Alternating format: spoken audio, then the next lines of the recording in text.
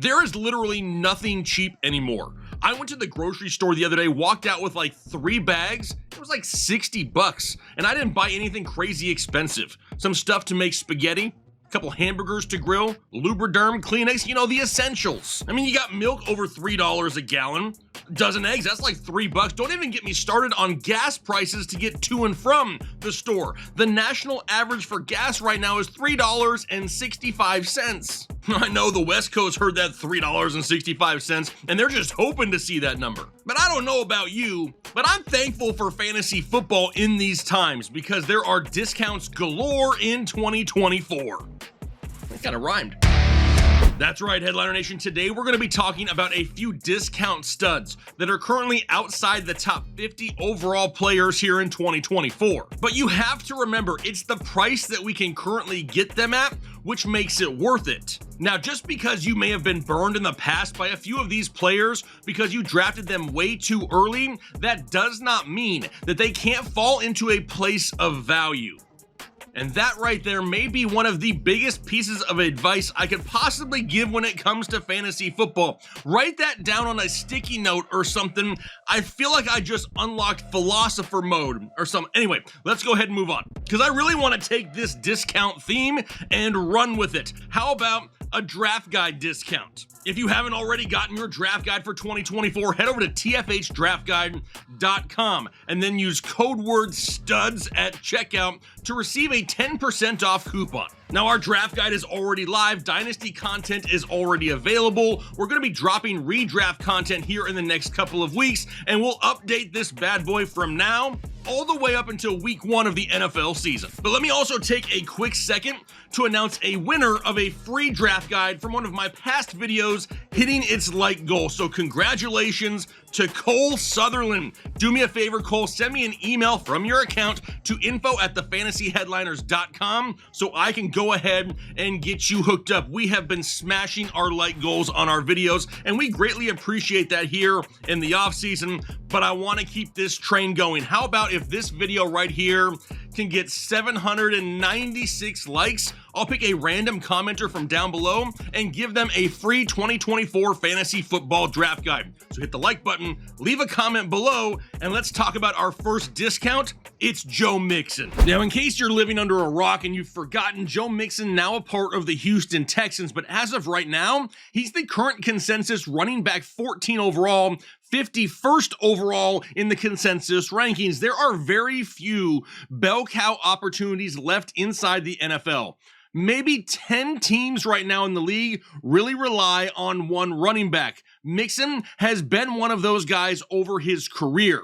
Any season that he's played in at least 13 games, he's had at least 270 total touches in those seasons. And it's resulted in 5 seasons of at least 1,250 total yards each year. And let's not just overlook the 37 touchdowns he's had over the last 3 years either. He's been a top 13 fantasy running back in 5 of the last 6 seasons, including top 5 finishes in 2 of the last 3 years. But let's go even further, because on top of all of that, over the last 5 years, he's averaging 14.8 fantasy points per game in half PPR scoring. Yes, we know this is a new chapter in his career. He's going away from the offense of the Cincinnati Bengals to the Houston Texans.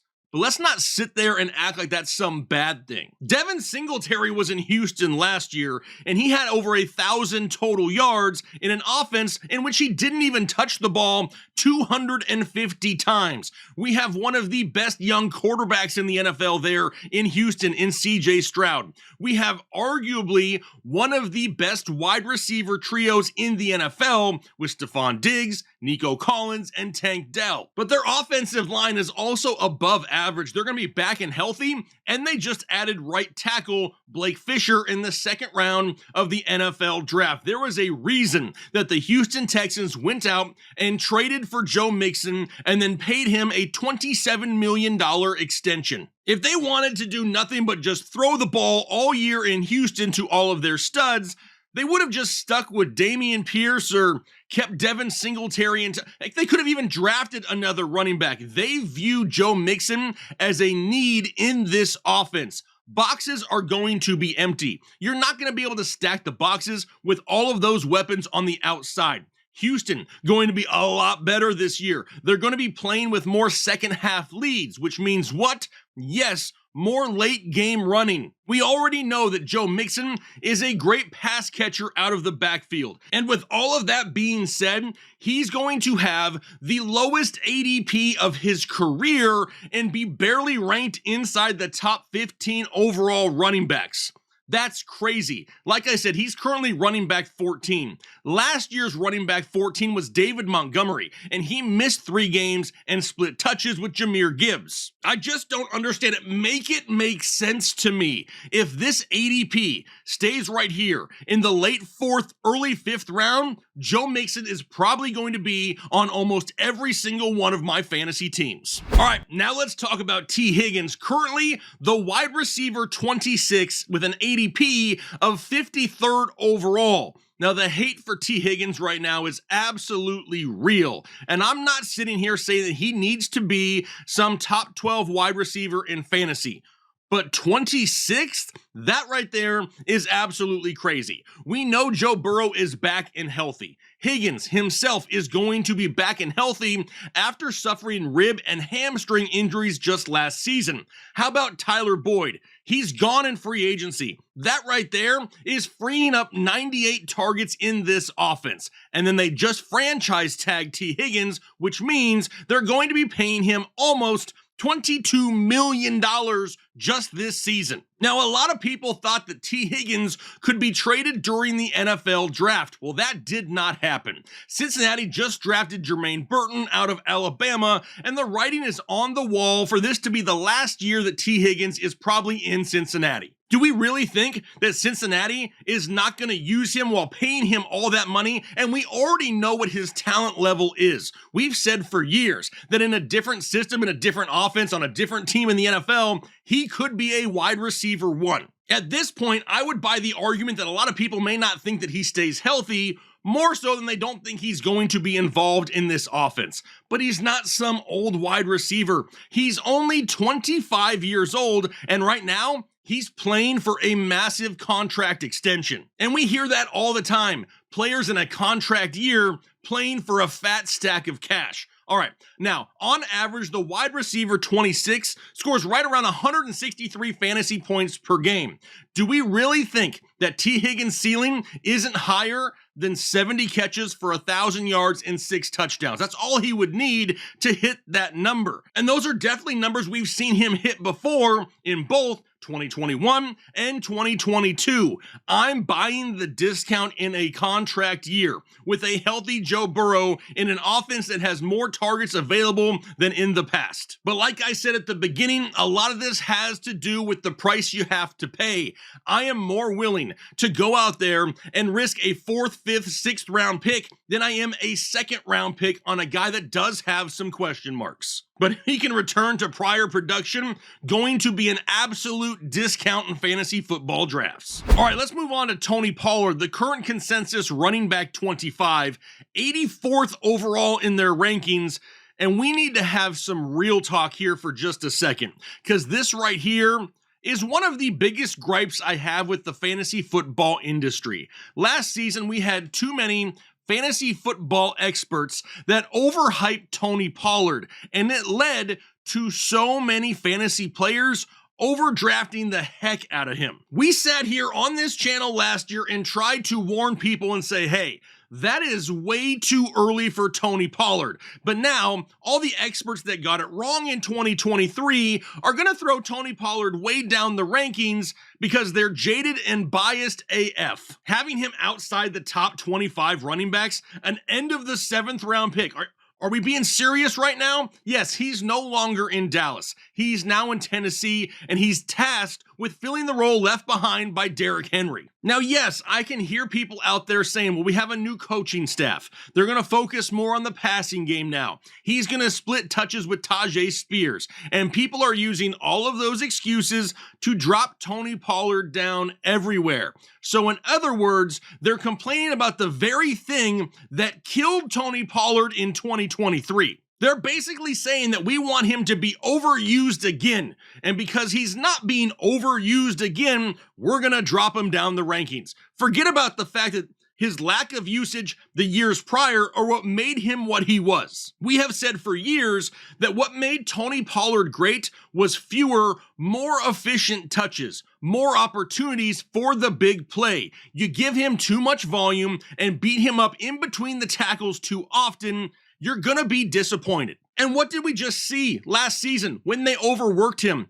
His lowest average yards per touch of his entire career. Now sure, Mike Vrabel and that offense that was so heavy Derrick Henry is gone, but new head coach Brian Callahan still ran Joe Mixon quite a bit in Cincinnati. We also know that Tennessee has brought in Calvin Ridley to pair with DeAndre Hopkins, and at the time of this recording, they're still in the mix to get Tyler Boyd. So what that tells me is there's going to be an opportunity for lighter boxes in Tennessee. They're not going to be able to stack the boxes and give single coverage all over the place to possibly that trio of wide receivers. Now, Tyjae Spears is not someone that was brought in by this new coaching regime, though. They have no dedication to him. They brought in Tony Pollard, but that does not mean that we do not see Tyjae Spears in some form or fashion, some type of role this year in Tennessee. But what we will see in Tennessee is a team that does throw the ball quite a bit, and Tony Pollard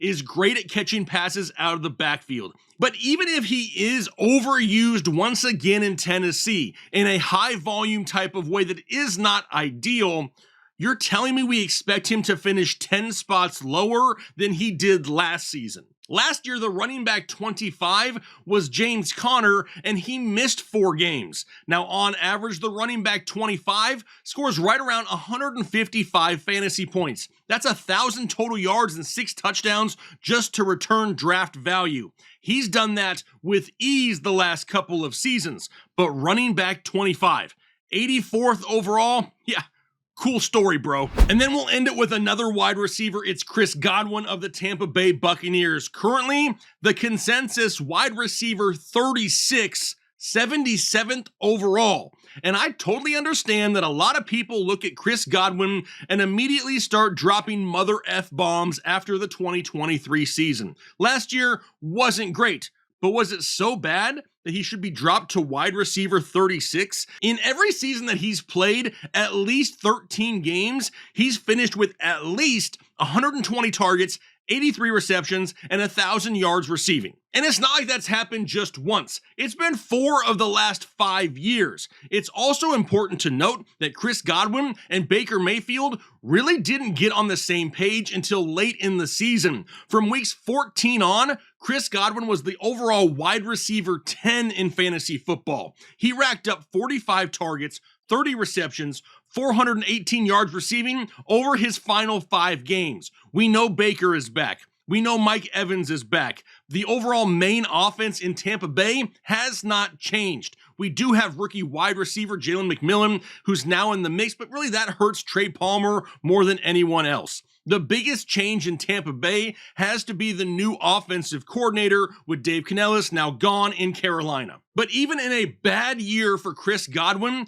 he still finished top 25 in the NFL among all NFL wide receivers in targets, routes run, red zone targets, receptions, receiving yards, yards after the catch, and total route wins. The wide receiver 36 last season was Tank Dell, and he missed 6 games of the season and scored single digits in 40% of the games he's played. Now, Chris Godwin may not be some top-tier, high-end wide receiver anymore in fantasy football. Mike Evans is there and going to be the alpha, we know that. But I just don't see Chris Godwin having a worse year than last year, and now you get to get him in like the 7th round as possibly your wide receiver 3. That is a great discount on a wide receiver whose ceiling is still pretty high. You really just need to remember, every player has a price. If the players we talked about today had no inherent risk, they would be top 12, top 24 overall picks. So of course we can't look at them and just say, yep, everything's perfect for them to have a great season. They are must-have players. No, we take them at the discount because we know the potential payoff is way higher than where we can draft them. If there are any discounted studs out there that you like, leave them down below in the comment section. You gotta leave a comment anyway, right? Because I know this video is going to hit its like goal, and once it does, I'll pick a random commenter down below for a free 2024 fantasy football draft guide. But I'm gonna go ahead and get out of here for the day. Hopefully you enjoy the rest of your day, but most importantly, do your part to make the world a better place.